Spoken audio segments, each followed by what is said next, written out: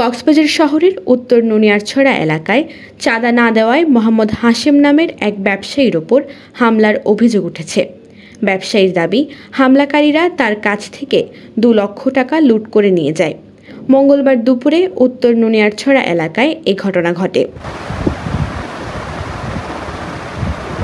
ভুক্তভোগী দাবি করা ব্যবসায়ী বলেন, উত্তর নুনিয়ারছড়ার মোহাম্মদ জামাল তার কাছ থেকে চাঁদা দাবি করে আসছিলেন। চাঁদা না দেওয়ায় জামালের নেতৃত্বে দেশীয় অস্ত্র নিয়ে হামলা ও মারধর করা হয়। 11 মে আত্মটিয়া দাবি করছে। দাবি করানোর পরায় নদনের কারণে ও তখন 12 তারিখ রাতের 12টা বাজে যায় আর ঘর বাংসুর বুঝছে।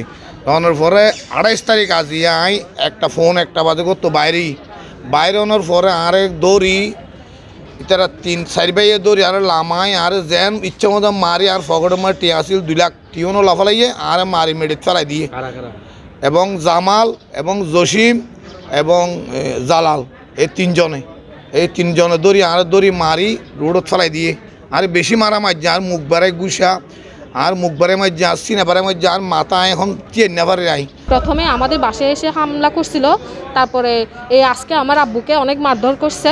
তো আব্বু থেকে যখন জিজ্ঞেস করি এগুলো কি জন্য করা হয়েছে, ওনারা বলতেছে যে আব্বু থেকে নাকি টাকা দাবি করতেছে, যার কারণে টাকাগুলো দেয় নাই, সেজন্য আব্বুকে মারধর করছে। প্লাস আমাদের বাসায় গিয়ে আমার আম্মাকে চেয়ার দিয়ে মারতেছে, আমার ভাইকে ধাক্কা মারতেছে। আমি এগুলার সুষ্ঠু বিচার চাচ্ছি।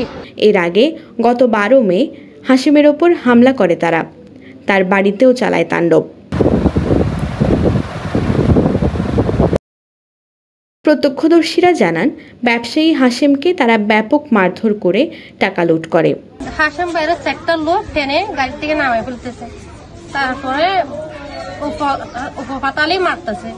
জালাল, সোহেল আর জসিম। এই ঘটনায় জড়িতদের বিরুদ্ধে আইনানুগ ব্যবস্থা নেওয়ার দাবি জানান স্থানীয়রা। 4-5 জন মিলে অনেক মারধর করছে। ওই জামাল, তারপরে জসিম, তারপর জালাল আরও ছিল, এদের নাম তো আমরা জানি না, আমরা ঘটনাস্থলে এসে দেখছি। এরা অকথ্য ভাষায়, আমরা চাই এদের বিচার হোক। হামলাকারীদের বিরুদ্ধে কক্সবাজার সদর মডেল থানায় অভিযোগ দায়ের করেছেন ভুক্তভোগীরা। এ বিষয়ে সদর মডেল থানার এসআই নূর মোহাম্মদ জানান, তদন্ত সাপেক্ষে জড়িতদের বিরুদ্ধে আইনগত ব্যবস্থা নেওয়া হবে। News desk, TTN, Cox's Bazar.